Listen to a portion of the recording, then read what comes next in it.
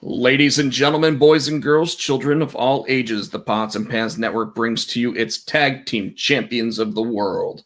The Road Dog, Tino Gray, the badass Rob Potsy Potchak, your Hall of Famers. No, just kidding. The Potsy and Tino Show. As soon as we've got ourselves back in one studio again, Tino, our music will be brought to you by Adam's House Cats called The Wrestling Song. It's available on iTunes for 99 cents.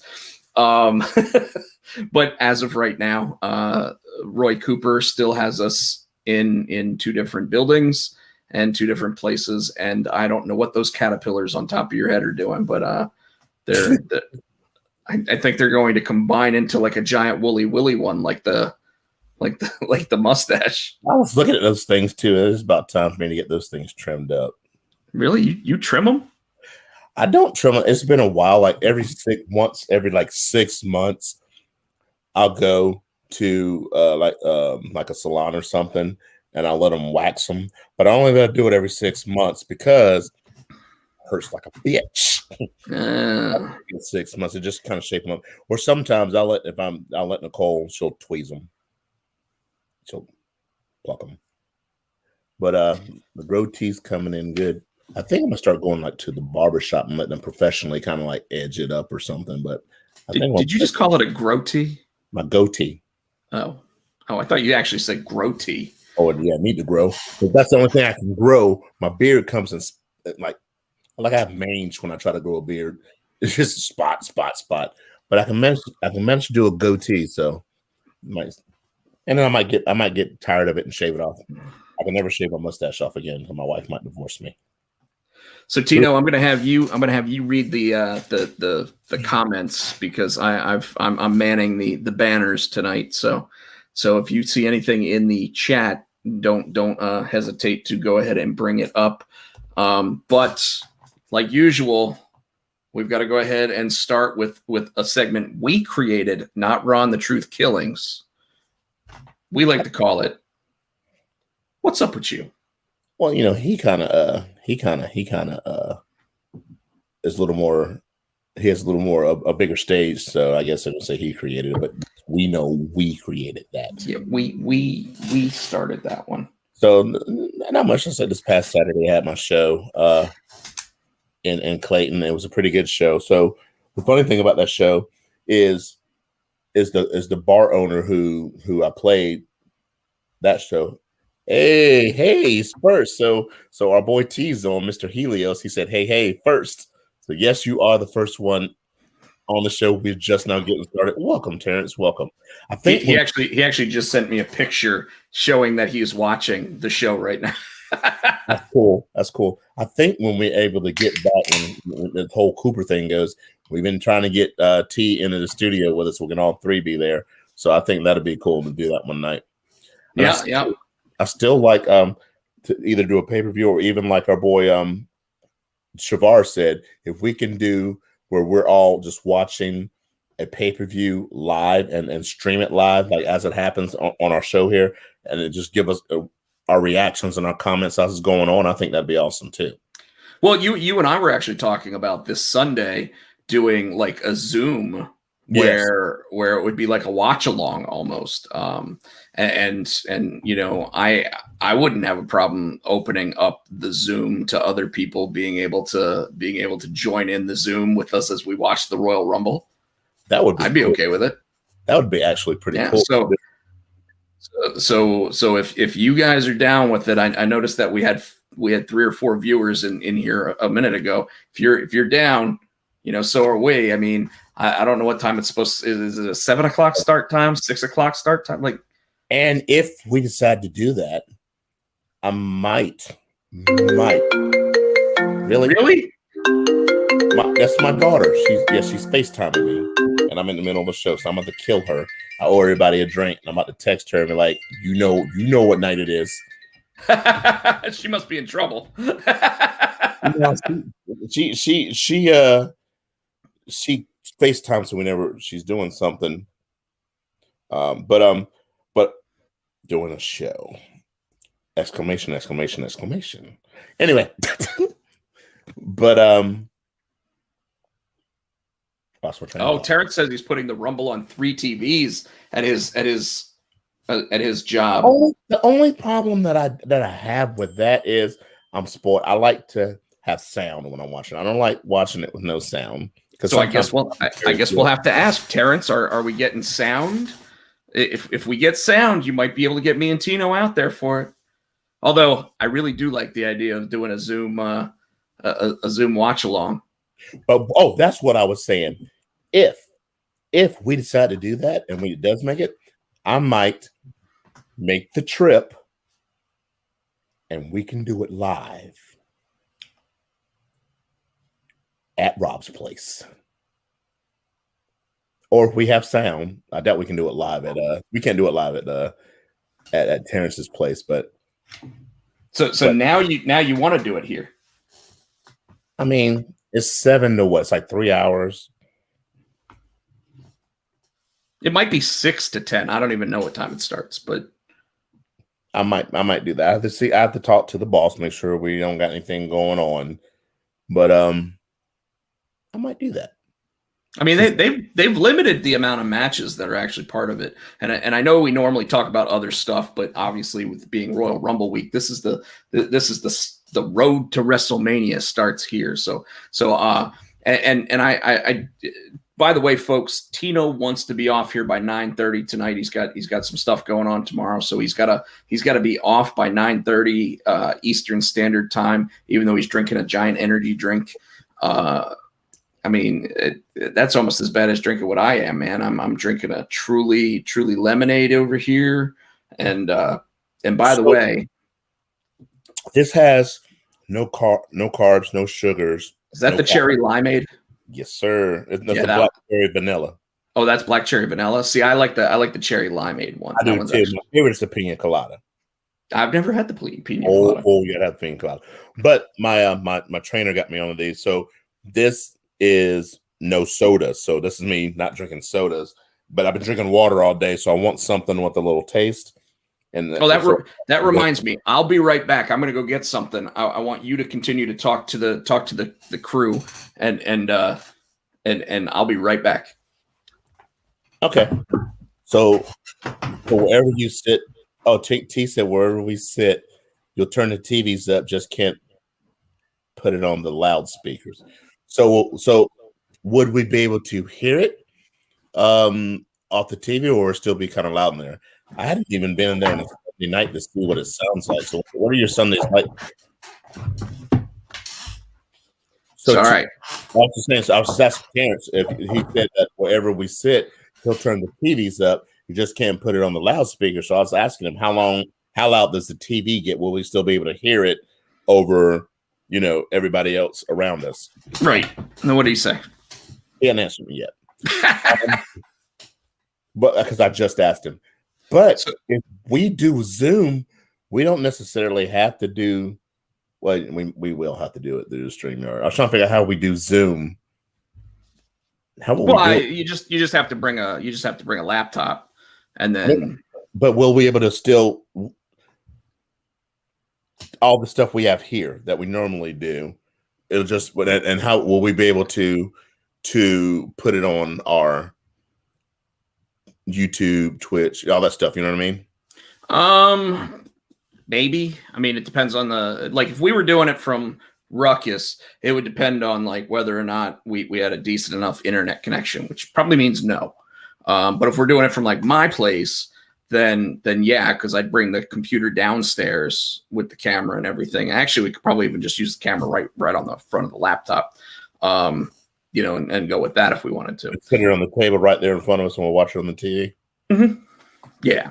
So and then bring the microphone down so that way you get the actual good sound quality and everything. And obviously since we'd be in the same room, we wouldn't need I wouldn't need headsets or anything like that with it. But what's that? Snacks. Well, I mean, you bring what you want. I bring what I want.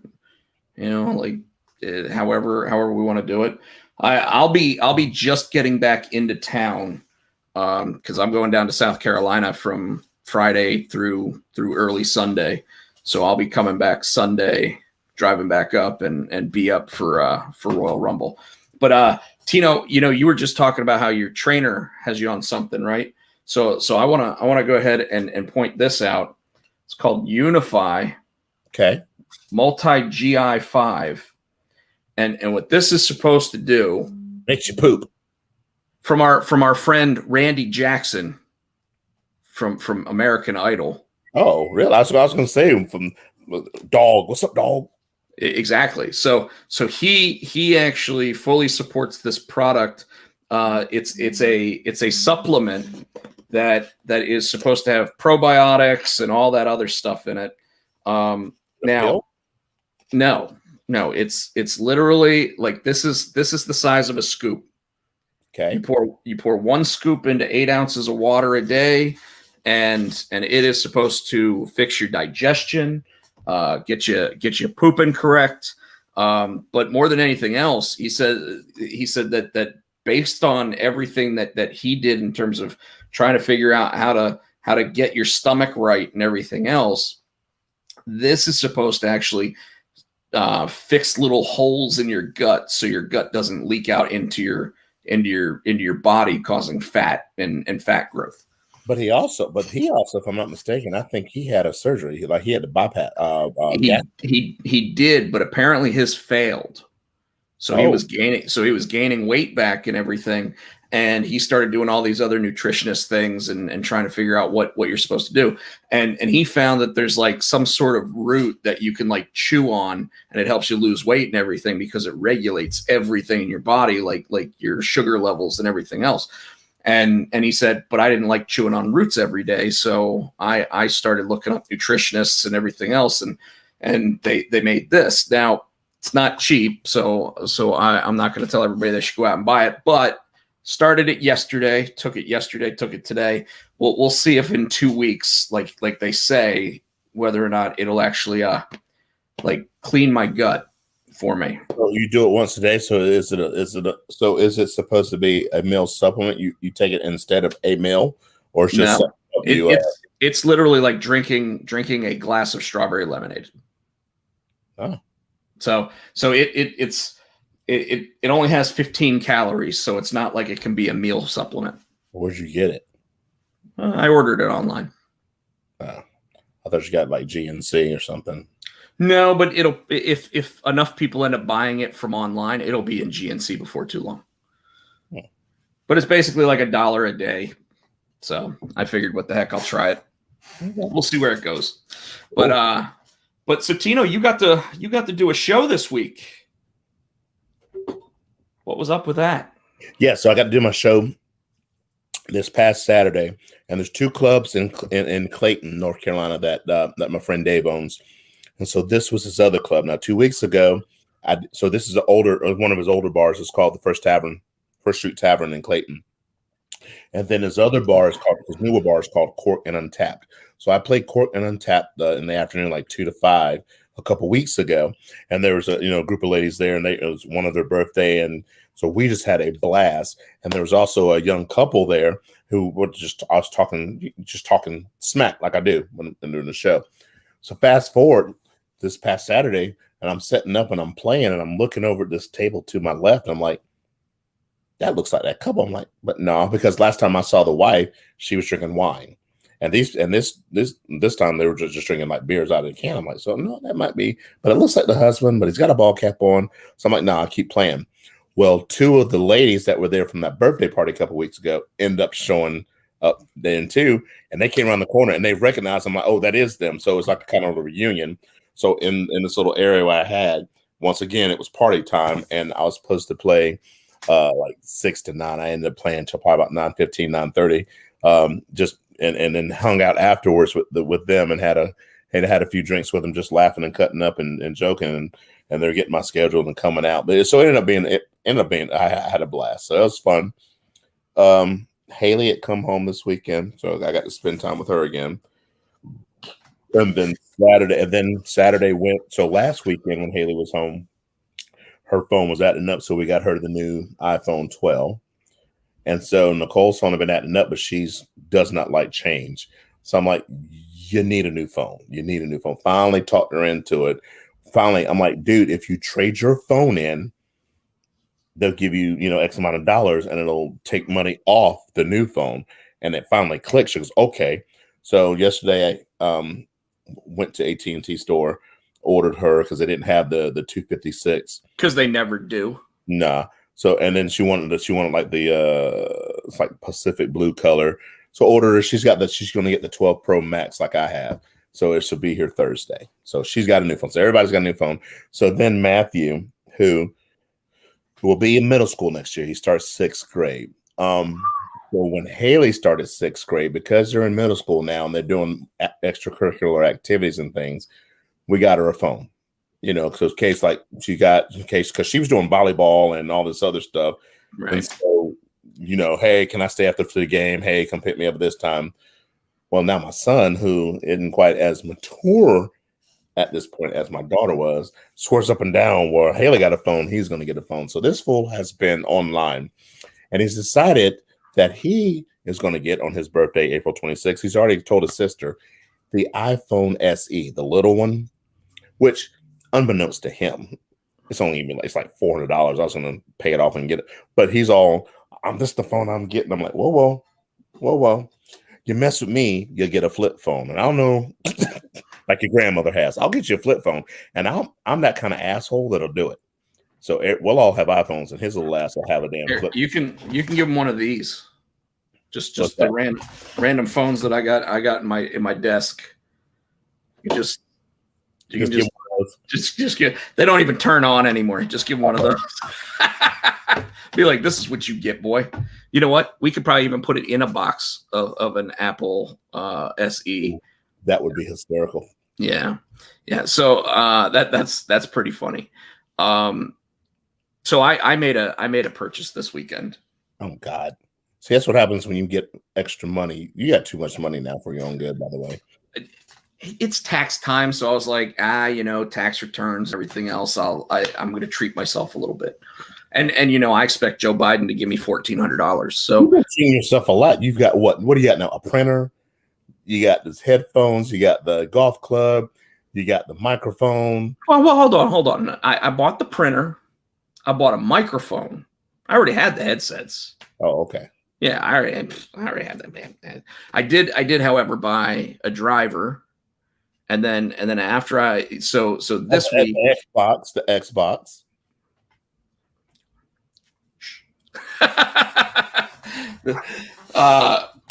Yeah, and let's be real. I'm going to tell you right now. I make about 30% more than I did at my last job. I know, and you're enjoying it, which I think is awesome. I'm just giving you shit. But I did make a substantial purchase this week. Oh God! Let's see. You already got a house and a car, so it can't be any bigger than that. It's a second house. No, nothing like that. You got a mail order bride. No, just a real doll. I ordered a real doll, but no. He popped the last one. Folks. On it. It was actually at my bachelor party, and yes, it did pop. But anyways, no, we're not going to tell that story. But we are gonna. So I bought a TaylorMade M6 driver, and this past weekend, Shane and Michelle were back in town, and Shane was like, "Hey, I'm in town. You want to go play nine holes of golf?" And I was like, "Sure, I'm off. We can go play 9 holes real quick, and get it in." And bought another driver. No. This is the driver that I bought. Got it. And I'm getting to what I actually bought. So earlier in the day, because when I went out to the driving range the second time, I actually was hitting the driver really well, and I was like, oh yeah, I really like this club. Keys and little rubber things, right? Is that what you're talking about when you went to your mom? What's that now? That story you told me is that yes. That you're talking about getting better?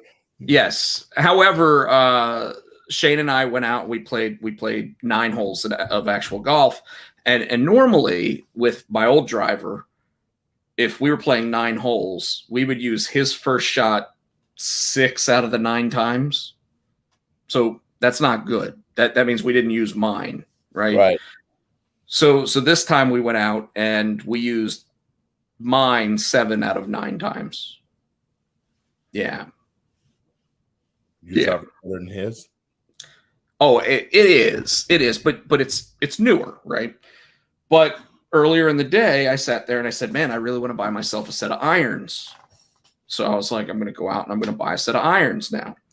And when I was looking at the driver, I want to try to put like the whole set of the same clubs together because when I was doing looking up reviews and everything, it was talking about how the M6 irons were actually very forgiving and if you miss hit it or whatever, it's more forgiving for you to actually like put it where it's still supposed to go.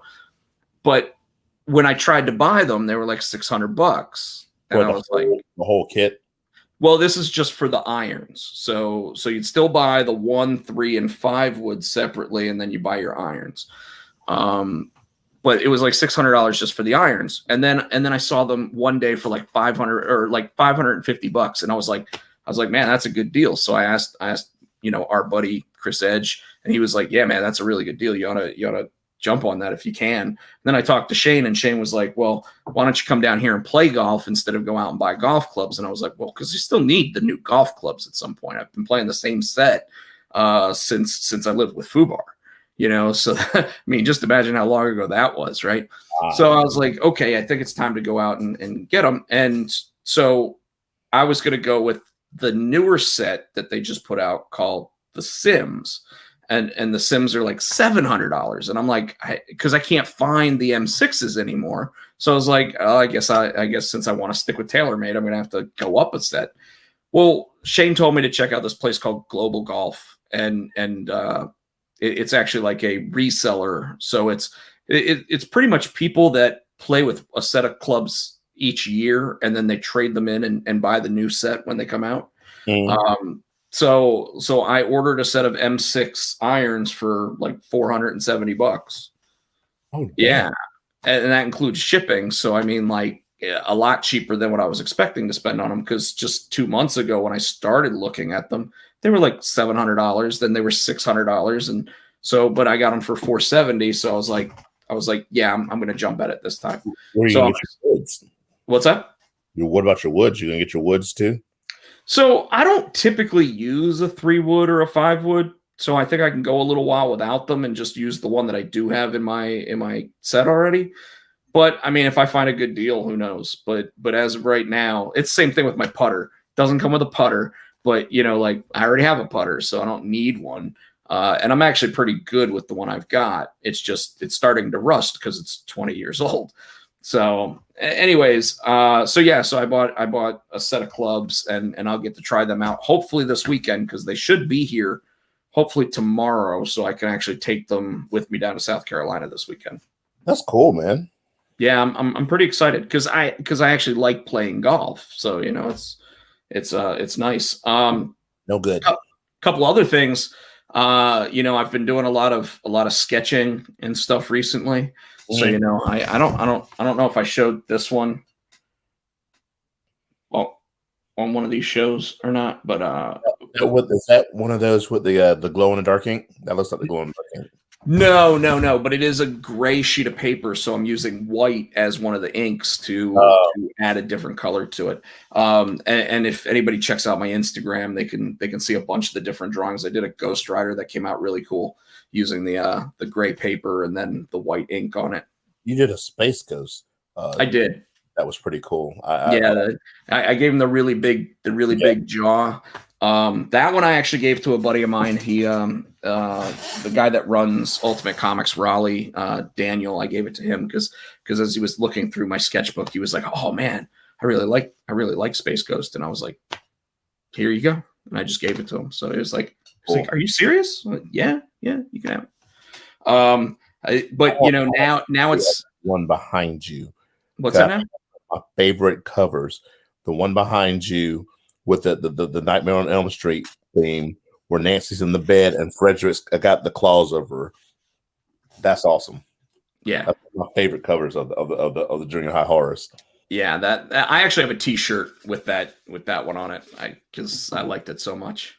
So yeah, other than that, I really didn't do too much. Obviously I'll be doing a new episode or a new installment, if you will, of the Gorilla Position.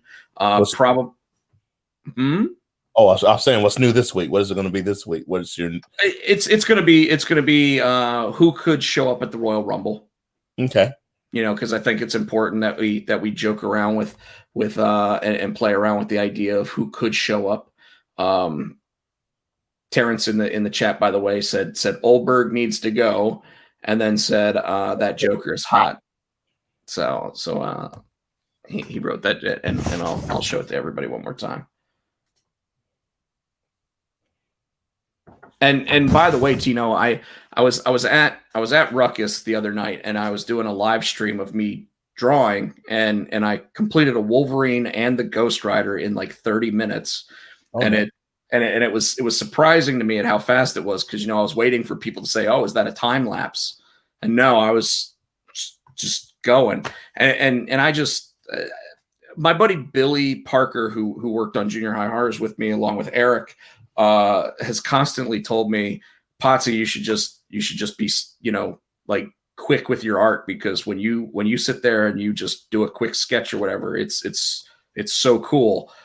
But when you take your time, that's when people are going to start judging how your artwork comes out and everything." And I'm like, I guess you're right, but I don't know. I think it's cool that I sit there and I do like a drawing of the Punisher or something, and I get it done in like 15 minutes, and everybody's like, "You did that in 15 minutes?" It's like, yep. Yeah, whatever. So, but Tino, you know what time it is, right? Yes. This is my favorite section every week. I look forward to these because I've known you probably as long as you've been working at GameStop. Longer. Yeah, well, I've known you the whole time you worked at GameStop. I knew you before you started, and I've heard some stories, but there's a lot of stories I'm sure I haven't heard. And now that you're able to tell them on the show, I look forward to this now every week. I think it's like the third, fourth week we've done it now.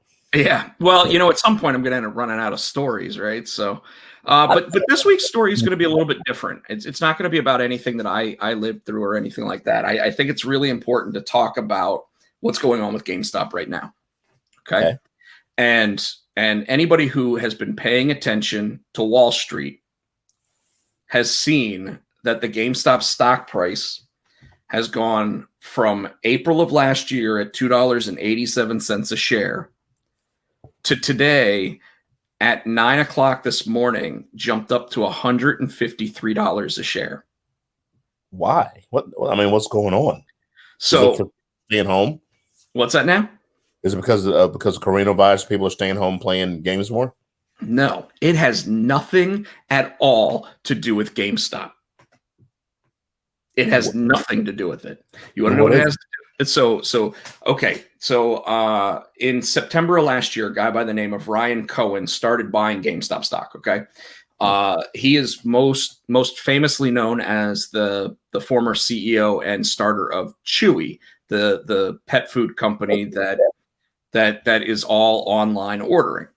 Well, he now owns like 13% of all GameStop stock. Okay. So he owns 13% of the company. And there's another guy by the name of Michael Burry, who even before Ryan Cohen started buying the stock, Michael Burry, if you ever watched a movie called The Big Short, was the character played by Christian Bale. So he's a real person. And what he basically did was he started selling stuff. Excuse me. At a higher price, expecting it to lose money, and the bank was giving him credit on it or whatever, so that he would make more money off of a stock market crash back in the day. So everyone thought he was doing the same with GameStop. So he started buying up GameStop. He owns like 9% of GameStop. So between two people, they own almost a quarter of the entire company. Anyways, then Reddit happened. Okay. So this past week, and for the last 2 weeks or so, the stock market and all the analysts and everybody have been talking about how GameStop is a highly volatile stock. The company, could be on the verge of bankruptcy within 2 years. All this kind of crazy business talk that they've basically been saying the entire time that I worked there. The brick and mortar's dying and and this, that, and the other, and whatever. And on Reddit, they realized how many shares of GameStop stock had been shorted, which is more outstanding shares than were actually available of GameStop stock. Okay. Mm. What this means is if GameStop stock makes money and goes up in price, everybody who shorted the stock loses money. Okay. Especially if they then sell their shorted shares because they've got to buy those shares back because they basically rented them out to somebody. Okay? Right. So in this process, there's so many shorted shares of GameStop. I keep trying to call it GameStop, GameStop stock it's creating this really weird situation where as people buy it, stock price goes up, right? Right. So all these people on Reddit went out and started buying GameStop stock. And the stock price, which had already gone up to like $16 a share because of Ryan Cohen, Right. ended up going up to about $35 last week, which meant all those people that shorted the stock at like $10 or whatever, if they sold it, are going to lose $25 a share. Right. Well, Wall Street's sitting there trying to say that, the short should be correct because the business model does a certain thing, right? So because the business is going down, the stock should not go up. Right. But because people are buying the stock, the stock price goes up, right? So that's how stock works. Stock doesn't matter about what the business actually is. This is why so many people lost money on Enron, right? So and it's not just Enron, it's things like Volkswagen and other companies. So here you have these people on Reddit basically going, fuck you to these guys on the internet that are, working for Wall Street Journal and Bloomberg and all these other companies, but specifically all those big investment firms that said, okay, we'll lend out our shares at less money than or at more money than what we paid for them, so that way we can make that money back and actually, turn a profit when GameStop goes down in price.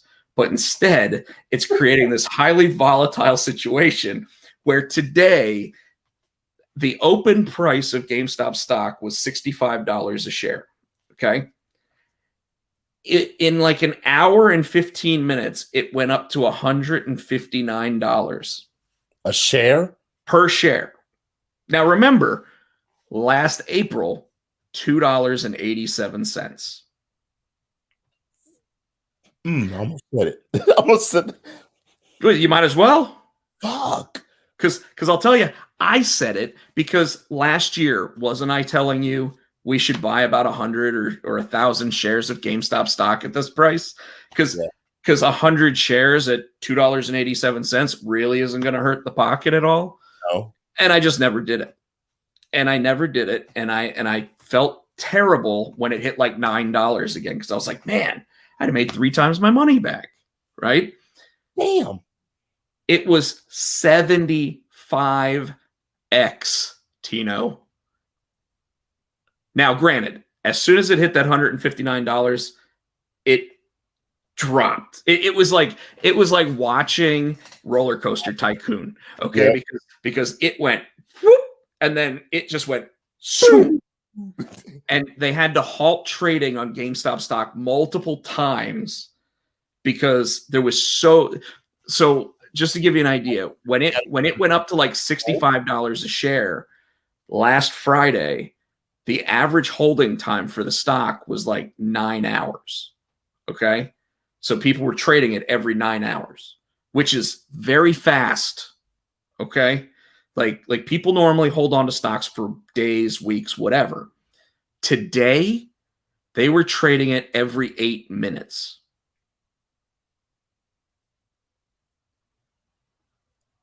Oh my God.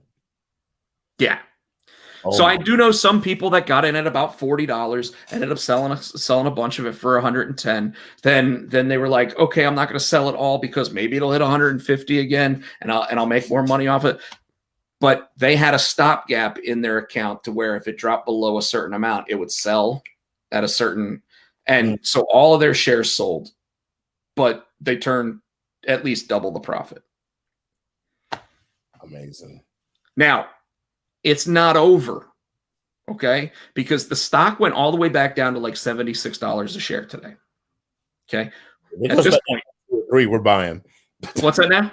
If it goes about like $2 a share, we're buying. No. When it goes down to $2 a share this time, it'll bankrupt the company, is what I'm thinking. But what'll happen is this is so after close, it was down to about $76 a share again. And as of right now, 8:26 p.m., I'm going to take a look real quick and see exactly where it's at. You ready? Yeah. 8:26 p.m. The aftermarket is now $89 again. It's going back up. Yep. And it's going to continue to. Because what's happening is people are going to continue to buy it to keep those shorts low, right? Because what happens is this. If those shorts end up having to sell their stock, they have to pay back that price, which sends the stock soaring up in price because they were wrong in their estimate and their valuation of it. See, so it literally, and I'd never heard of this really before. I'd watched the movie, but I never really understood it. And that's why Chris Edge was explaining it to me, like, because he actually plays with the stock market some, but he's sitting there like, dude, if they sell it now, they take that loss because they were trying to say that it wasn't going to get above like $10 or $12. So they lent their shares out, and now they have to buy them back from the people they lent them to. So they'd have to buy them back for $88 a share, which then puts real money back into the company, right? So or whoever they sold them to or whatever. But what it really means is that it sends the stock price soaring again. So there's people out there that say that if the Reddit people don't get shut down by like the SEC, the Security and Exchange Commission, if they're not doing anything illegal, then if they kept playing the stock like this, it could hit $400 or $500 because they know that if those people hold on to their shares and have to and can't afford not to sell them, then it's just going to send the price way up there. So there's people out there right now that think that GameStop stock has a chance of hitting like $400 a share. Wow. Yeah. Now, and one of those people actually was a person that was pretty much saying that Tesla was going to hit like $800 a share, and nobody was listening to her. Nobody was believing her. So she put a lot of money into Tesla. And guess what Tesla's at right now? Probably about 300. I think it's at $800 a share. So well, she was right. Yeah, she was right, which meant her thing paid off, right? So that's the GameStop story of the week. It's funny because as long as I worked at GameStop, every Christmas I would get the same question every year, which would be, "Hey, do y'all have this in stock? Hey, do you have that?" And like I'd have to shut off my phone because it was all my friends from Facebook or whatever. Today alone, I received like 7 or 8 messages from random people going, "Hey, if you have any of that GameStop stock, you're going to share it, right?" And I'm like, I never bought any. And they're like, "The company didn't give you any?" And I was like, the year before I started was the last year they gave stock options. Oh man. Because think about it this way. Those stock options back when the merger happened with GameStop and EB would still be at like $56 a share or whatever. Now it probably split once or twice in that whole process or whatever. So let's say $17 a share. And then everything all considered with it, you would assume that stock would, if I had 100 shares that they just gave me and I was selling them at $56 a share, even right now at $88 a share after hours, I'm making $30 more. I'm making $30 a share of stock and I didn't pay for it. You know what I mean? So I actually was telling people all along, if you still have any, it's time to sell it. And I probably know quite a few people that do have some of it because they either still work for the company and have even longer than I did or whatever. But dude, it's insane because it literally is like if you just pull up GME on the internet right now and look at the way that wave worked, you would think that it was like a 5-year movement. No, that was today. It went from $67 a share at open to $159. And then it just kept doing this until it finally just settled back in at about $11 made today. It's absolutely batshit crazy. I'm speechless. It's batshit fucking crazy. Yeah, predictions for tomorrow on the stock. Do I have predictions? Is that what someone's asking? Yeah, predictions for tomorrow on GME. Well, yes, I do. So I would probably tell you that tomorrow, right at open, it'll go down again because it's taking such a nice climb right now, and it's really something for anybody who's thinking about wanting to get into it, because it looks like the person that's listening, Lucas. Lucas is not a regular of our show, so let's go ahead and put that comment up on the screen. Predictions for tomorrow on GME. Let's go ahead and say it. I would anticipate that you will see the same kind of movement tomorrow that you saw today. You'll see it jump up probably to somewhere in the $110 range. And then after it gets shut down 2 or 3 times during the day, because that's what they do if they've got way too much trading on specific stocks, because the stock market actually does have people sitting there going like this, trying to trade and sell, kind of like the movie Trading Places did way back in the day. Yeah. I would anticipate that the stock will probably settle in at somewhere around $80 tomorrow. So by the end of day at 5:00, I would anticipate that it'll be somewhere around $80. So I would still say that you're expecting it to go up some. Now, in the long run, I expect this to be, you're going to see people watching it just skyrocket down, because at some point it's going to come back to earth. Yeah. The question is, how long is it going to take? Because we've already watched it for 2 weeks now, and it's done. But it's done that, and now at some point it's going to have to, come back down to earth. But I would think that the proper pricing of a company like GameStop, based on how much money it actually has in the bank and everything, probably going to be about $30 a share. So if it were the way it's supposed to be, I would assume that if they actually hit earnings in the first quarter, I would say $30 a share. So how's that? All right. Tino. Yo. Here we go. Now we're going to do this first, or we're going to do the other thing that you text me about. Do you want to do the other one first? You want to do? Yeah. Let's go ahead and knock that out. Did you write that? Yeah, right. Because I'm. They know who wrote that. I'm gonna go ahead. I'm gonna edit that. Hold on. There we go. There. Hold on. There we go. Asshole. There we go.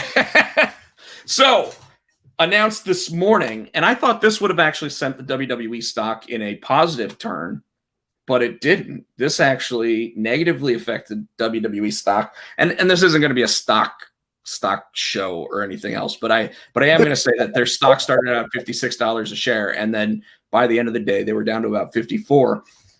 Tino, they signed a 5-year exclusivity deal with Peacock, NBC Universal, Comcast, whoever you want to call it, to move the WWE network over to the Peacock streaming service.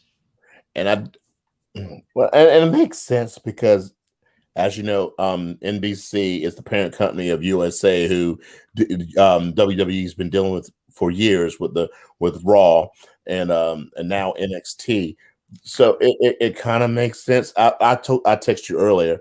My concern was only thing I've heard about this Peacock is that the app sucks, it crashes, and things like that. So I'm worried about, if we're watching a pay-per-view, if I'm watching something, am I going to get pissed off? You know what I'm saying? So, and we always have to worry about that, but we've worried about that with WWE Network, right? Yeah. And I would anticipate that what you're going to see them actually do is roll the WWE Network bandwidth into Peacock. I don't see why they wouldn't, but at the same time, it's infrastructure that's owned by the WWE. I don't know, because this is a licensing agreement. This doesn't even necessarily, like, I haven't seen all the content that's moving over with it, but I think everything over to it. It doesn't sound like it, and here's why. They are now predicting that only one documentary series is going to move over per year. And they're also saying they're going to keep, like, I think Stone Cold shows moving over there. So, and that could also be current episodes, and they might not continue producing new ones. I think like too, they said they're going to have old matches and old television stuff too. Now, if you looked at that, though, it specifically mentioned WCW, ECW, and replaying of Raw and SmackDown.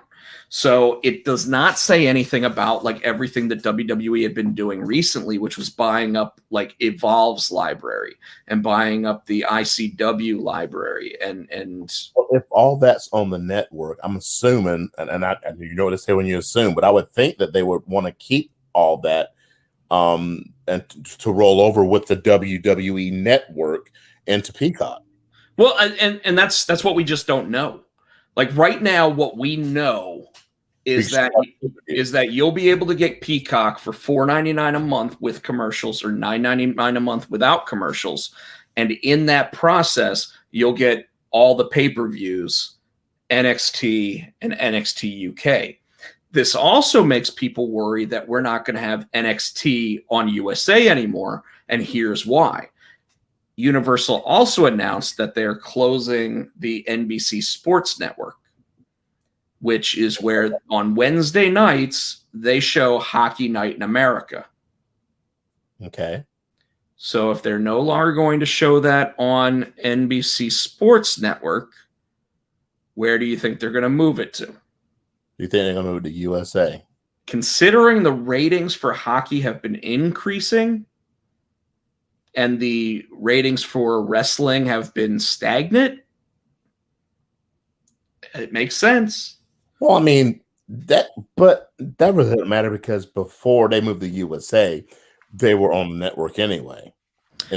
True, but remember, this is all about that competition with AEW at this point, or at least that's what everybody keeps telling me, and then they make fun of me on our Facebook group when I say that it has nothing to do with that anymore. And I think that WWE proving that they're 12 pay-per-views a year plus NXT and NXT UK, even if you didn't have all that extra program, over 5 years is worth $1 billion.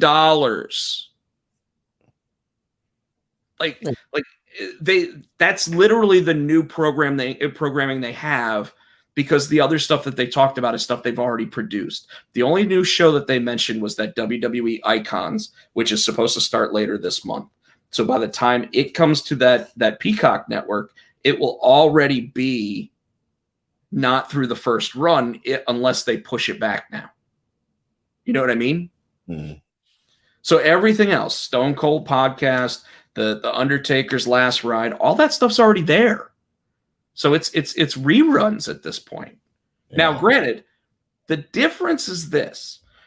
The WWE network right now has 1.6 million subscribers, but not all of them are paid subscribers anymore because they have that free version, right? Peacock, by the end of 2021, do you know what they're estimating? 35 million households. Now, is that with WWE, or is that not including the WWE? That was before they made this deal. Wow. So what's it do for So let's be real. What's it do for NBC? It gives them fresh content, right? Because even if they don't watch it live, and they have to wait a month to watch those Raws and SmackDowns because they're a month old by the time they go on the other networks. Mm-hmm. Although I would anticipate this deal might let them actually put Raw up the next day instead. I think I read that. Yeah, it'll be a replay of Raw. Well, but they already have replays of Raw. It's just they're a month old. But I think it's going to be like next day, like NXT used to be. Like, and NXT still is, by the way. Like Hulu does, you can get it the next day. Yeah, unless it's SmackDown, and then you got to wait until damn Sunday in case it doesn't show. I'm wondering if they do it the Peacock, is it going to show the full 3-hour replay, or are they going to do that hour and a half like Hulu does? So the USA app actually shows Monday Night Raw the next day or 2 days later sometimes. And that is typically like a 2-hour and 10-minute episode. So it's the entire episode without the commercials. Yeah. And then they add commercials into it. So but there's never as many commercials. However, with the Peacock $10, I mean, like let's be real. The 1.6 million people, and let's say it's 800,000 of those people, so half of them are paid subscribers on the WWE network. Mm. I would probably figure that 20% of them probably already get Peacock. You think? I don't know. I'm just saying if 20% of them did, then they're still going to pay for the WWE network, right? Mm-hmm. Or they're going to pay for the $10 version of Peacock instead of the $5 version of Peacock. Oh, I'm going to pay for the $10 version of Peacock because I'm paying the $10 for the WWE now. I mean, and commercials, hell yeah. So, I mean, all things considered, I have to assume that this means that it's also going to increase visibility to the WWE, because if there's 35 million people with that Peacock app and are paying $4.99 or $9.99, because the $4.99 version does include all the pay-per-views. So I would anticipate that it helps NBC by giving them that gives them fresh content on a regular weekly basis. And then it also gives WWE a much larger install base for that digital content, which means depending on their kickback from NBC, it could be something where we start seeing them produce even more stuff rather than less stuff. And it is only a 5-year agreement. So think about this. Let's say WWE popularity goes through the roof within the next 5 years again, right? Let's say NXT becomes just as popular as SmackDown, doing 3 million views a week or whatever. Then all of a sudden they sit there and go, we don't need NBC anymore. We only licensed it to them. We take all our content. We go back to the WWE network model. Then they get 2 million subscribers instead of the 1.6 million subscribers, right? Because they've already been out there being seen by more people in the first place, and now you sit there and you do something like that. So it's win-win for both of them. I don't understand why it wasn't win-win for the stock market. Is what I didn't understand. I also think that if they're going to do that, they've got to step up the programming. They've got to step up Raw. They've got to step up. So I'm gonna tell you something here. They have proven, because you would think if USA was so mad at them and so mad at their programming on Monday Night Raw, if they were really truly that mad at them, would they have given them $1 billion this week? They gave them $1 billion for what? For the 5-year agreement here. Oh, Peacock. That's right. NBC is their parent company. So think about it. If they were really that mad at what's going on Monday Night Raw right now, they wouldn't have given them $1 billion. But I also think that's going to help the Peacock. That's going to help them and boost their views too. And that's why I said it's a plus to each of them. But the thing is that Peacock, NBC would not have made this deal if they weren't happy with the content from the WWE right now. Yeah, but I think it's a catch-22. They need each other. You're right. They're happy. NBC doesn't need them. What they need is something like the NFL thing. What's that? The Peacock thing, though. I think that's going to make that Peacock thing stronger. Well, they even put one of the football games, one of the playoff games, on Peacock. So they don't need the WWE if they have the NFL. They don't need the WWE if they decided we're going to show all the NHL games on Peacock. So why would they? Because Vince McMahon is a genius, and his ability to schmooze and get the deal done before anybody else has always been what has made him money.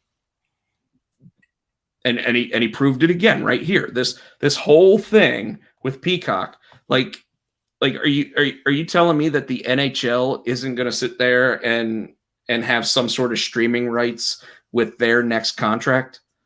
I mean, they got 31 teams. They're getting ready to add a 32nd team. If you want to watch your team, and I said all 82 games on Peacock, you're paying $5 a month for it. Yeah. Yeah. Even if it's only 4 months out of the year while the hockey season's going. You know what I mean?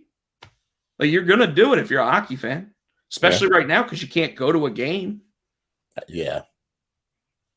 So, by the way, with that, I want to ask your opinion on something. Did you hear what the NFL is doing for the Super Bowl? No.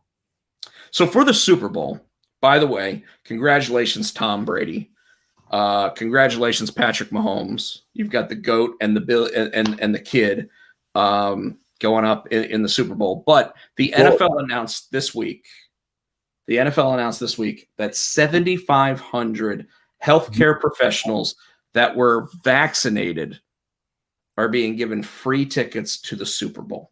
I did see that last night because I watched the Chiefs and the Bills, and I saw that. Yeah, and it's amazing, but I've got to ask because they said that in Tampa Bay they're giving the entire COVID unit tickets to the Super Bowl. So who the hell is going to be working?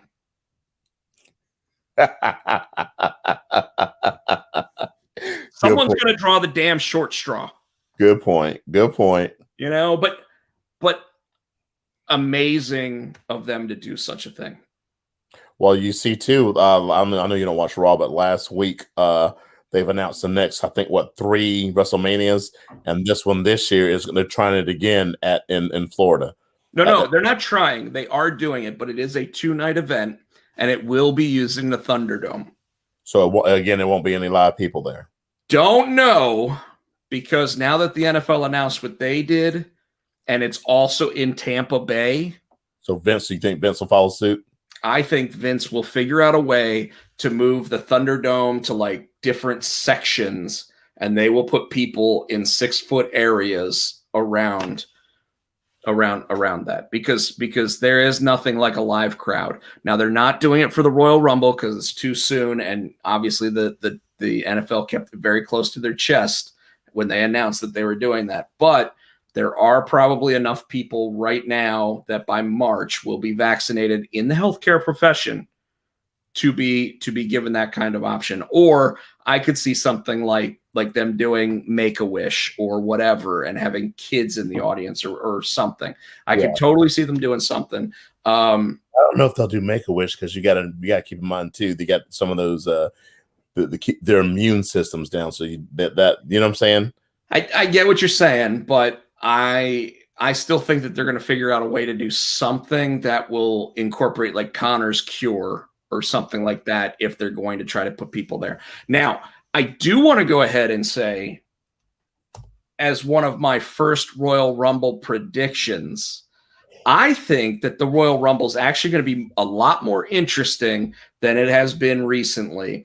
You get those moments where like, when all of a sudden you're on this day, I see clearly, and you're like, it's Edge, right? And everybody's like blowing the roof off the place because he got those 60,000 people in that stadium to sit there and blow the roof off the place.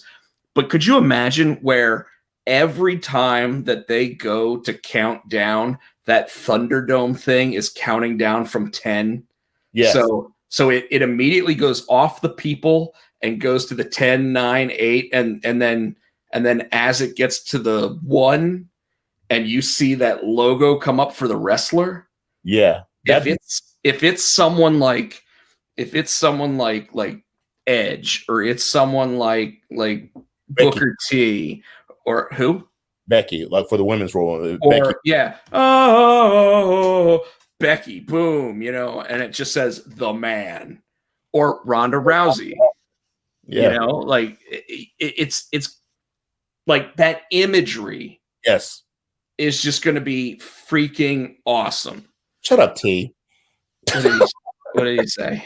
He said John Cena wins the Rumble. So I'm going to say that T may have just ruined one of my other predictions here. You think Cena will win the Rumble? I don't know if he'll win the Rumble. Because I got to take on that too, a surprise take and a surprise winner that nobody and so I want to go ahead and point out that John Cena just made his first appearance for the WWE in 2021, right? He announced, as "You Can't See Me," that LA is going to host, Hollywood's going to host the WWE WrestleMania 39, right? and if next year? No, the year after. So 2 years from now. And that's when he ripped the shirts off and he had the John Cena shirt on and he's sitting there doing this.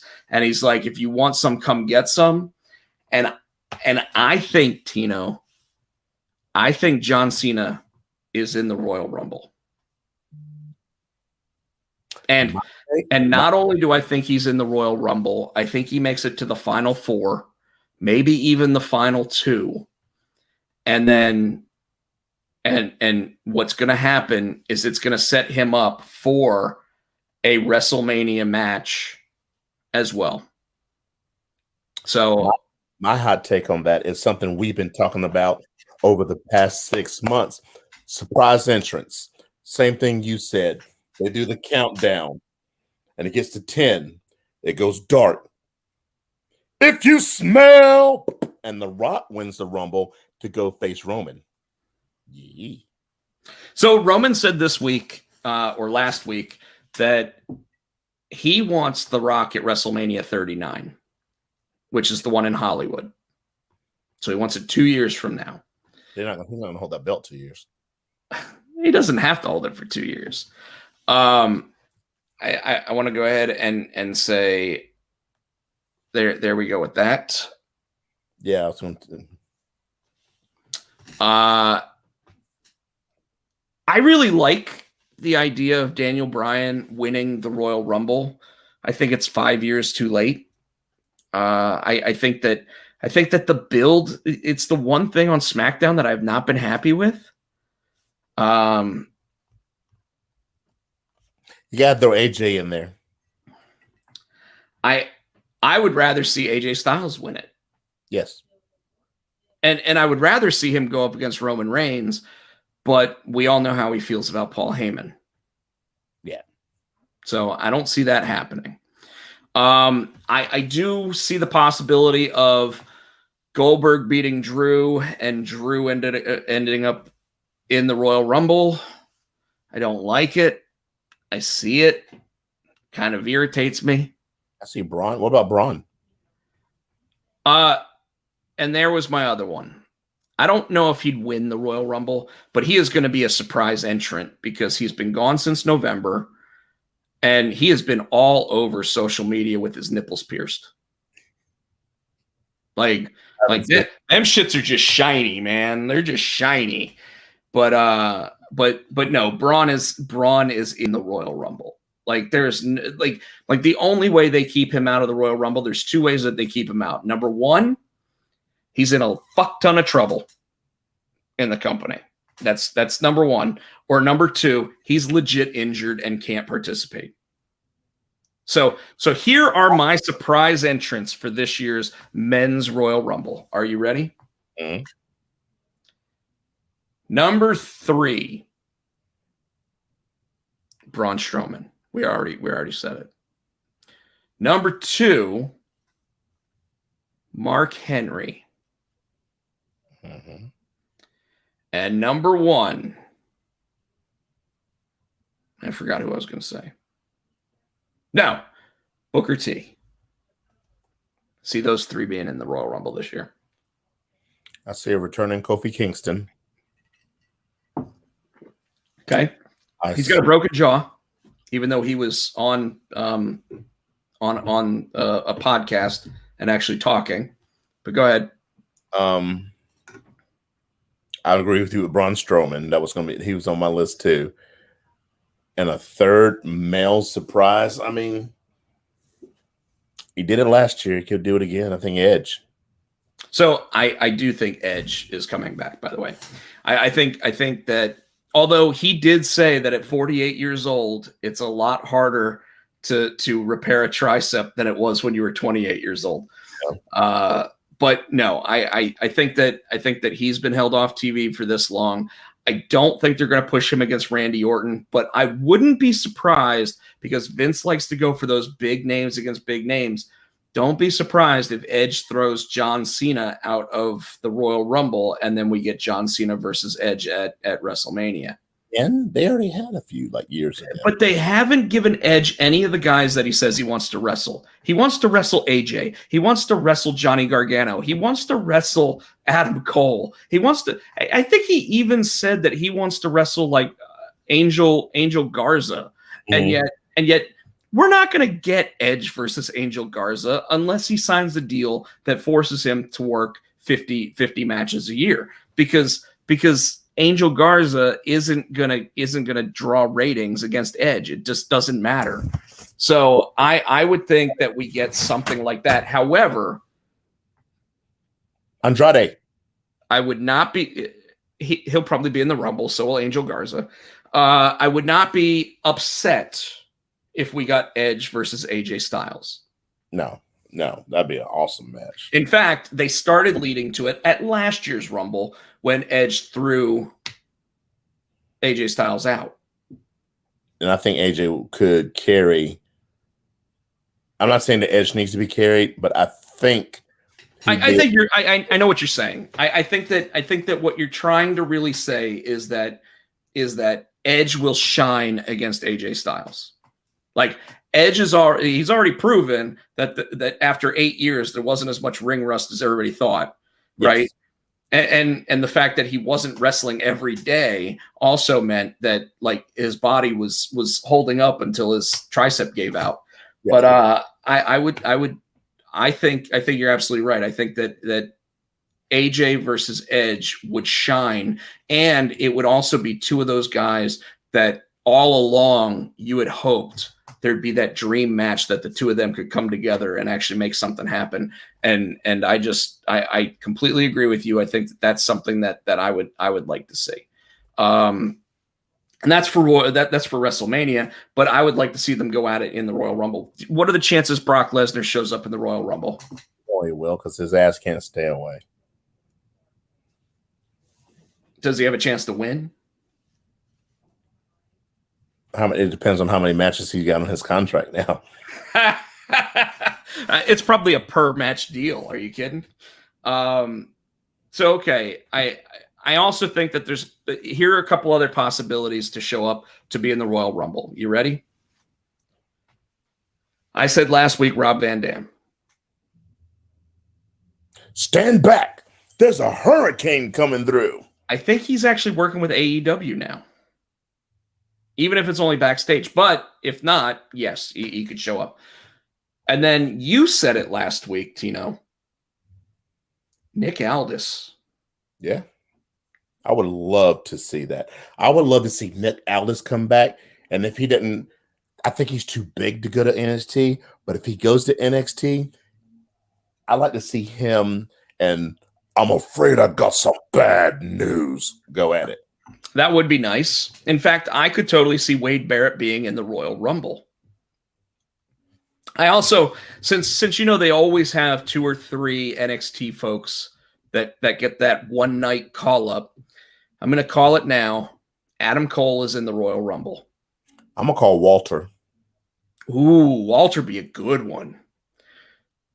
Walter would be a good one. You know who'd actually be really good in the Royal Rumble would be Roderick Strong. Mm-hmm. But Walter would be really good. Karrion Kross. I can't think of his name. Drake Maverick's partner. Killian Dane. I think I'd like to see Killian Dane in there. I don't know if I'd want Killian Dane, but Damian Priest, Karrion Kross, they're the big guys that Vince would like. What about what's that?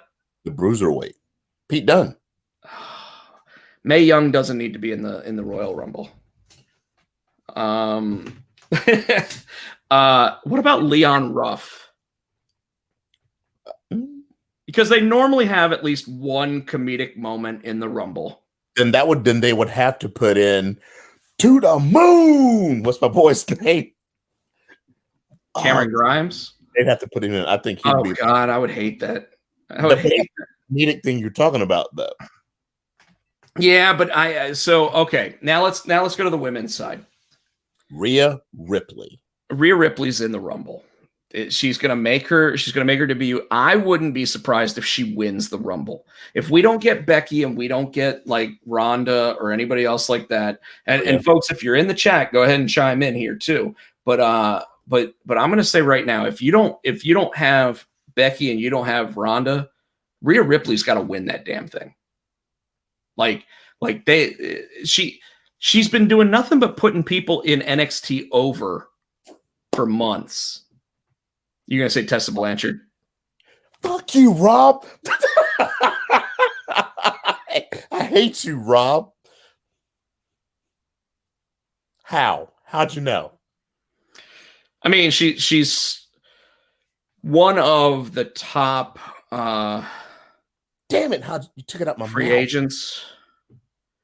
And I don't know. I think that based on everything that I've read, just, the big companies aren't going to touch her. She's going to have to go to New Japan or something, and she's going to have to get her attitude in check.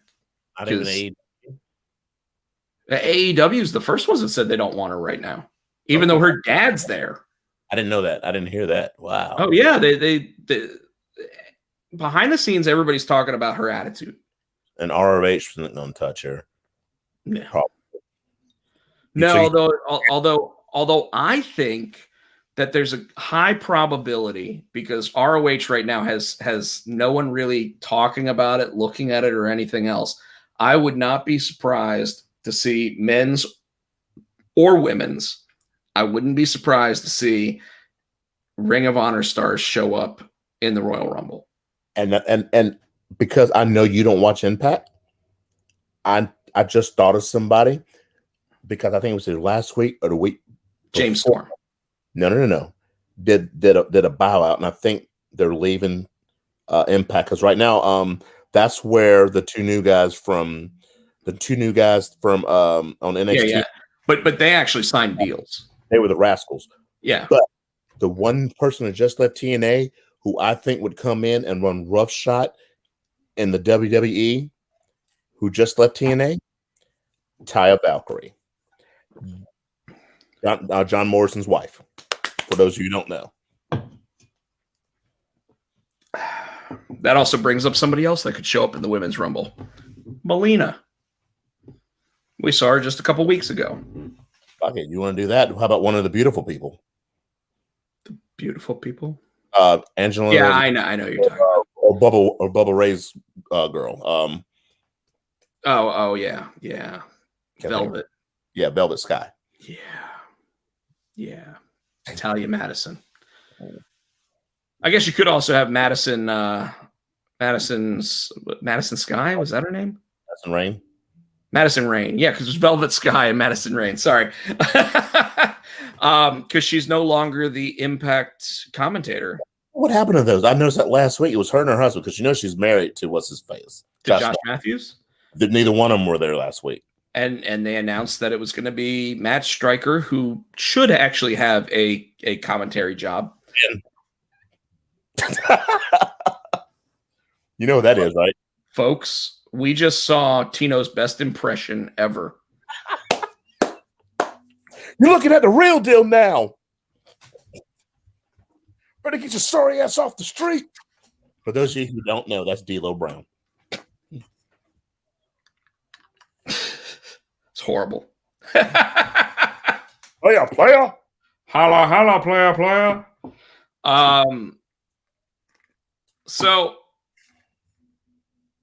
who wins the Women's Royal Rumble? So we're both agreeing that it's going to be Rhea. If we don't get Becky, or Ronda, so we're not even going to. I think another one of my top prospects to win the female Royal Rumble has to be Bianca Belair. She's gonna get the SmackDown match anyway, because if Becky comes back, it's gonna be Becky versus Asuka, because Asuka's the one that has her belt. Yeah. Okay. And Becky's gonna come back as super uber babyface. So she's got to face somebody that can portray a heel, which would really, truly, to me, mean Charlotte's going to turn on Asuka at Elimination Chamber, and then it's going to be Charlotte versus Becky Lynch. That's Charlotte champion. Yes. Yeah. Okay. Yeah, they're already playing up that she's turning heel. Well, like, no, because I think she's face right now because Ric Flair's heel and he's with what's her face. Right, but she yelled and screamed at Ric Flair, which is heel, right? She every time Asuka tags herself in, she stares at her for a second as she gets out of the ring, which is heel. You know, there's lots of little heel tendencies, and it's just building. So if they're doing it smart, they're building slow, so that way in February, you know, Asuka loses her championship to Charlotte, thinking that Charlotte's her best friend, which, by the way, that whole angle that Charlotte was her partner and saying that it's her best friend, like my friend Asuka, and it's like, bitch, you've never been her friend. I know. That's like, what makes it funny. You want to sit there and say, we've been the worst of rivals, and that makes me think we could be the best of champions together? Totally down. And I think if Vince wasn't so much against her, I'd say I would not be mad if Shayna Baszler. Like specifically, look at fucking Tommaso Ciampa and Timothy Thatcher. Which those two guys tried to kill each other this week. I think that was Tommaso's bow out too. No, because now they're in the Dusty Classic as a tag team. When the fuck did that happen? I missed that. Right after the match, they went to a WWE exclusive moment, and like Ciampa came up to him and he's like, "Why didn't you break my leg?" And Thatcher looked at him and said, "Respect." And he goes, "Respect, huh? Well, I heard there's an opening in the Dusty Classic. How about we take that respect to the next level?" Don't put him in a tag team. They got nothing else for them. God. And you know, the saddest part about all that, Tino, is that Timothy Thatcher is 2-0 in the fight pit. Who did he beat the first time? Wasn't it Matt Riddle? Matt Riddle, I thought so. Yeah, the legit badass who's now playing Jay from Jay and Silent Bob. He literally is if Jay from Jay and Silent Bob was an MMA fighter. That's his role in the WWE now. Snooch to the nooch, booches. Some bro nuts. I don't want your damn bro nuts. I want to do this. Damn milk. I want to do this. I want to do this.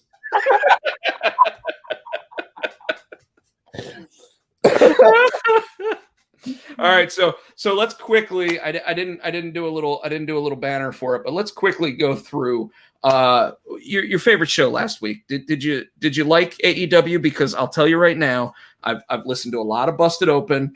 I've watched both shows myself, and I think AEW coasted to just keep the ratings coming the way that they have been, and didn't really do anything crazy to surprise me, except for that fucking picture of Kenny Omega and Don Callis.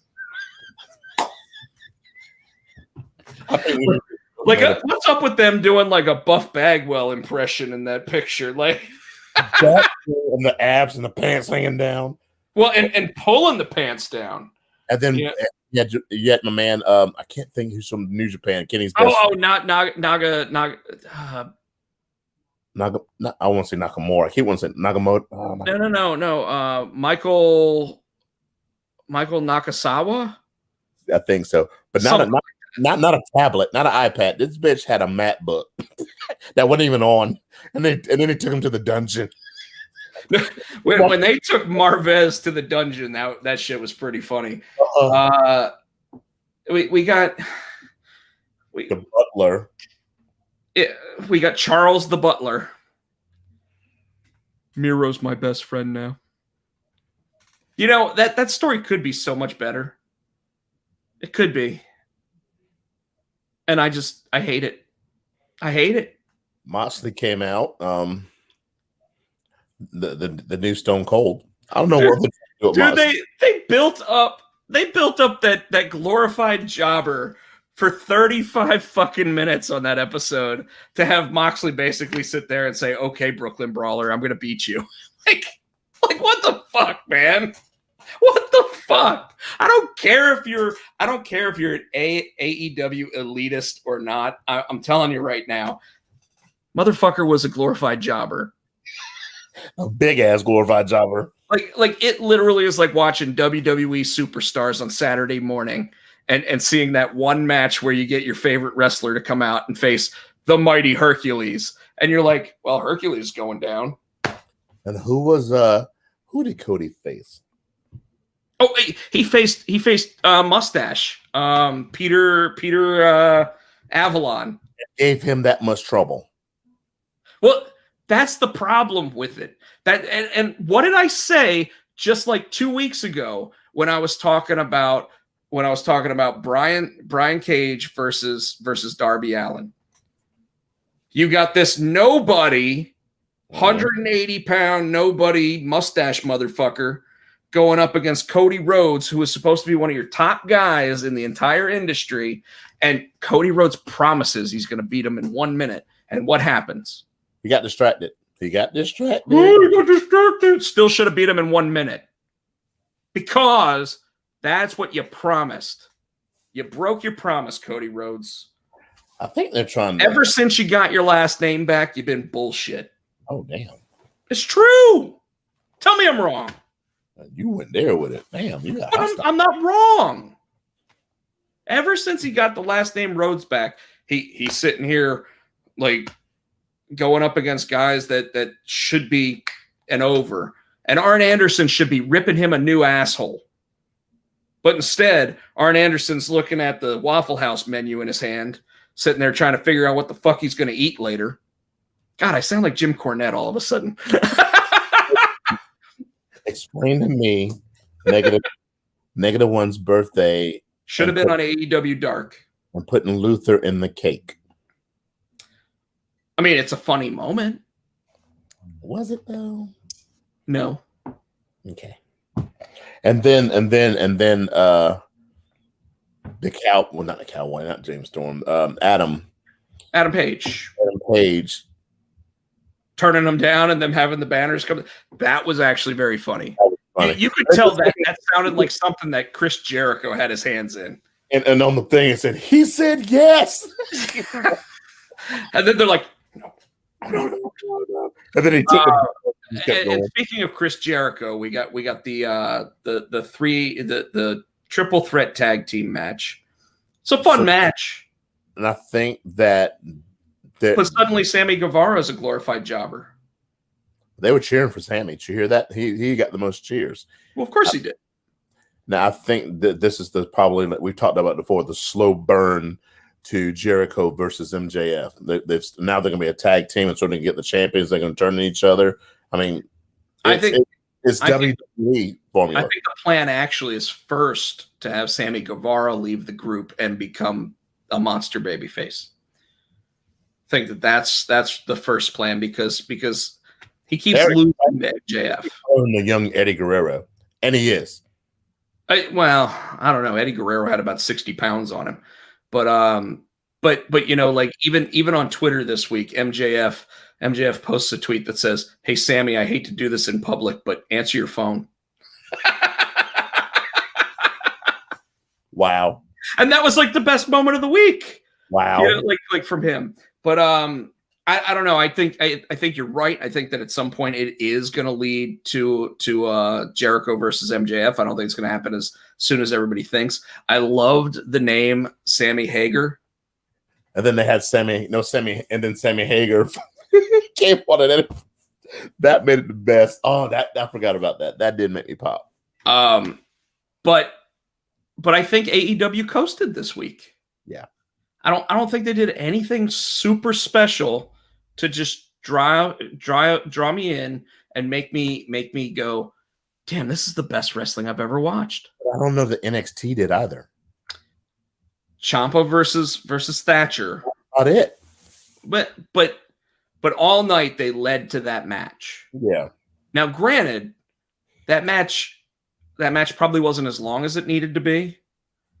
And I hate the fact that they've gone back to putting commercials in during the main events. I think main events shouldn't have any of that stupid picture-in-picture bullshit, and it shouldn't have any of that we're going to go to commercials. What's up? It's restaurant quality. That's what JR calls it. Restaurant quality? He calls it, we got that restaurant quality picture-in-picture coming at you. You're a No, I didn't hear that, but that's funny. And then, so you're right, and I actually said last week that when WWE decided to, and NXT specifically decided to go with the Dusty Rhodes Classic, and this week the Women's Dusty Rhodes Classic, yes, they're really just trying to give you great wrestling. They're not trying to do stories or anything else, because with a tournament, yes, you're going to have some story build up towards the end. But at the beginning, it's just random tag teams going against each other. Now, I will say, what the fuck was that Casey Catanzaro did? That little flippy. What was that? It was like 144,000 flips and flops before she landed awkwardly to get the win. And everybody online was like, what the hell was that? Right? But yeah, I think that we're going to see a slow burn to the next NXT pay-per-view. I think that you're going to see Finn Balor in a couple matches, leading up to him versus probably Karrion Kross at this point. And they're tagging him with O'Reilly. Yeah. No, I mean, it's respect. And they're baby faces. So I'm wondering if they're going to make that. I mean, because they don't. Well, no, he's a champion. They're not going to put him in the tag team, whatever. No, I think that they're trying to lead to Roderick Strong and Adam Cole so that they can go up against Danny Burch and Lorcan. Oni Lurkin. So, Tino, I got to talk about my favorite wrestling show of the week. Right now. And I told you last week they would figure out a way to edit it to where you could remember. I was bitching about how his mic kept dropping out at the end. They figured out how to edit it so you heard what he said. He probably went back in and re-recorded it. They probably just had him re-record it. So Roman Reigns in this role. I gotta admit it brings me it makes me laugh. He sounds like when The Rock was doing the gimmick where he was like, oh, you're gonna beat The Rock, huh? You're gonna beat you're nothing. You're nothing. You're less than nothing. You're 3 pounds of Hamburglar. You're gonna like. He's wait a minute. It's nothing. He says he knows you. Exactly. That is who Roman Reigns is without the funny. Yes. He's Paul, he's disrespecting you. And if he's disrespecting you, he's disrespecting me. That means he's disrespecting me. So do something about that. And Paul's like, oh, I come from New York. I come from a synagogue of lawyers. He tried to tell all straight, like, I'm gonna whoop your ass. I'm gonna whoop your ass. I'm like, where did that whole straight black thing Heyman just did come from? And then he's like, I love later on when Roman's when he's just hanging on the top of Roman's chair from behind, and Roman's like, I didn't want you to say you're gonna fight him. I wanted you to beat him verbally. That's what I paid you for, Paul. Expressions. Oh my! He can set his facial expressions sell everything. Yeah, when he's like, yeah, because he's like, yeah, I set him up for you just the way you wanted, and he's like, you didn't set him up the way I wanted. You didn't do what I asked. I told you to sit there and verbally berate him. What did you do? You sat there and opened yourself up to a professional wrestler. Sure, he hasn't worked in 6 years. Paul, you've never worked a day in your life.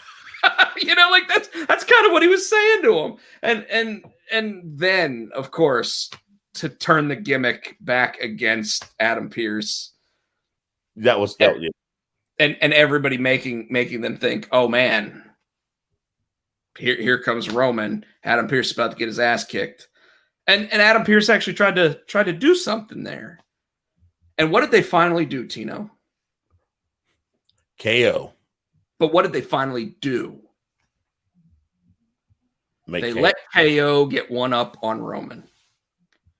They made him believable again. Earlier in the night, he had his promo where it's, I got told I'm not allowed to be here. I got told that I need to go home.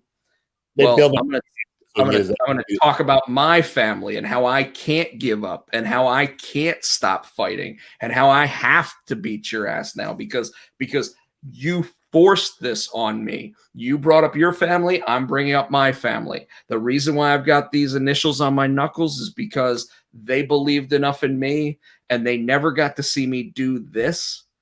And yet I know that I'll make them proud by beating you and beating your ass. And what did they do? They also had him sit there and flat out say, Tino, they had him talk about the fact that it wasn't a win for Roman Reigns in how he beat Kevin Owens the last 2 times they fought. So he reestablished himself as a believable competitor in both his promo and what he did to Roman. Okay, yeah, good to get his ass beat on Sunday, and he's gonna lose again. My favorite part was the Bailey obstacle course. My only thought, because my daughter Haley was home, and I was like wanting Haley to see Bianca swing her hair because I think that's funny. Did you see her jumping rope with that shit? Yeah, how dirty's that nappy hair got to be? So Haley's watching it with me, the obstacle. So Bailey goes first. Of course, she takes her time and she tries to stall and and then it's Bianca's turn and Bailey goes, wait, let's EST this course up, and she adds all this other stuff. I'm doing this for you. I think my daughter's favorite part was that Bianca just that 400-pound tire. She just went. Whoop. Do you really think that was a 400-pound tire? It was big. It was a big tractor tire. Yeah. They can't fake that. I don't think they could fake that. They could fake it. It could be plastic. And so she did. She did the hurdles. She did the wall. Haley's favorite part, she couldn't believe, Otis. Is picked up Otis and walked with him. Haley was like. Now you notice Otis had to get on the steps so that he could just land on her shoulder. Like she knew she could hold him and walk with him, but she couldn't lift him from a deadlift. There was no way. You don't think so? She didn't. She didn't. I think now Chad Gable like had Bailey lean over to pick up. Yeah. But yes, that was great. And I love when the referee's like, give me back the basketball, and Bianca hands it to Bailey, and Bailey's like, yeah, okay, you did. Boom! Good. Right in the belly, man. Like, yeah. I like that. I like that the Sasha Salier match. How do you say his? Somalia. Yeah, that match. Dude, that dude just flipping and flopping. I'm like, what is he? Flipping out of everything she put him in. Vince McMahon's going to sit there and say, put him up for the Cruiserweight Championship. Either that or he's going to take Kofi Kingston's place in the Royal Rumble. And you know how they always do Kofi spots in the Royal Rumble. Gotcha. Oh. God, I hate those spots, by the way. Yeah. You didn't really get me. I was laughing a little bit, but I wasn't going to spit it up. Sharon said it wasn't 400 pounds. What wasn't 400 pounds? Talking about he always the wheel, the tire. No, Otis might have been 400 pounds, but 330, yeah. Otis's left leg is 330. But yeah, consistently SmackDown has been the better show. Behind it really has. So So Tino, the show SmackDown was just, it was freaking incredible. Yes. Yes. And it's been like last week, I think it took a step back. I think it had a worrisome week because of this whole Adam Pearce. Let's go with the authority figure getting beat up by. Except I want to point out something about this authority figure thing before we head off of here. Okay. This is really the first time that it's been a babyface authority figure that has to go up against the heel big time bad guy. You know what I mean? Yeah. And that's why it's a little bit different. And Mick Foley was when he was the back. He wasn't wrestling at that point. And that's what I'm saying. It's like Adam Pearce isn't injured to where he can't wrestle. Right. Mick Foley, by the time he was the commissioner or the general manager, was no longer allowed to wrestle. And Kurt kind of, you know, they showed him come back and wrestle shortly after, but he was never the same. You know, but I think you're right. But this is like the first time that you have the David versus Goliath babyface general manager or whatever you want to call him, authority figure versus the monster heel super uber bad guy. And that's why I think it's working as well as it is because like you saw Pat Buck come down and try to push Kevin Owens away. And Kevin Owens can't sit there and say, "Come on, Pat Buck. You and me, we wear salmon pants together." You know, he can't do that. Right. Because he didn't. But he did work the indies with Adam Pearce. And that's why that story works so well. And Kevin Owens probably did need to be out for a week after taking the bump off the stage. You know, like it extended the storyline. It made it work better. And I think that it really did do some stuff that we haven't seen from the WWE. And it's been the best storytelling that they've done in years. You know, and it's going to be really interesting. We didn't even mention it, but everyone keeps talking about how Jimmy Uso can come back in January. So he might be a we Royal could see him in the Royal Rumble. We could see him actually get to like the last 2 or 3 in the Royal Rumble and have his bloodline come down and actually have him look better in the Rumble. Or maybe Jay sits there and gets the last 2 or 3 and Jimmy comes down to help him. Or maybe Jimmy comes down and kicks him over the top rope. You know, like there's so many cool possibilities with some of that stuff. Anyways, I really don't have anything else tonight. I do want to thank everybody for coming on and helping our chat. You know, please subscribe, like, comment, and tell your friends about us. We're here every Monday night, except when we're on vacation or sick. At the Carino. And who knows? Maybe if we hit 100 subscribers, Tino, and I think we're at 94 right now. Maybe if we hit 100 subscribers, maybe just maybe, we give away a Joker sketch. Hey. Or maybe, just maybe, we give away a Rob Pochak drawn, you know, I don't know, sketch cover valued at like $50. I don't know. As long as you don't give away my cover. That one. That's mine. That's not a sketch cover though. So anyways, still mine. What's that? It's still mine. Do you not have that one? All right, next time you come over, just remind me. Anyway. Just remind me. Go ahead. All right, folks, I want to say thank you for hanging out. Oh, we're finishing on time. Look at you. Usually, so Rob will, I want to be done at 9:30, and usually it'll get done about 9:30, and then about 9:30, 9:35, he'll go, one more thing, Tino, and then we're on for another damn 45 minutes. While we're at it. Hi, Rob. But thank you. Yes, you will see him in about it might be sooner than that. Thank you for hanging out with us. We want to say you can catch us both on Twitter. You're going to catch him at PotCheck. I'm at HootieFan91. On Instagram, I'm SC Tino. He is Rob Potchak. On the what else are we on? Instagram. I said Well, they Twitter. can subscribe to the YouTube channel, You. Rob Potchak. Also, we're on Facebook at the Potsy and Tino Show. The Twitter is just Potsy and Tino. We want to say thank you, like you said before. Hopefully, when we're back together, we can play it. But the theme is Adam's House Cats, the wrestling song, which you get on iTunes for 99 cents. And as always,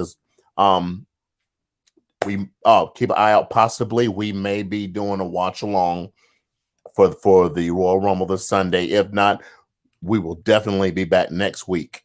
Well, we'll let everybody know on Sunday on the Facebook page whether or not we will be doing a live watch along on Zoom, and if we are, we will go ahead and post the code on Zoom so anybody who wants to can join. Yeah,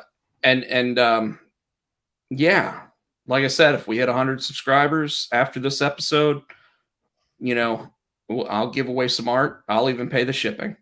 Hey. So until then, folks, you know the deal. We hear Ric Flair in Charlotte. He's up in that big house on the hill, and he is saying, "Woo, woo, yeah." Thinking. Good night, folks. Good night, everybody.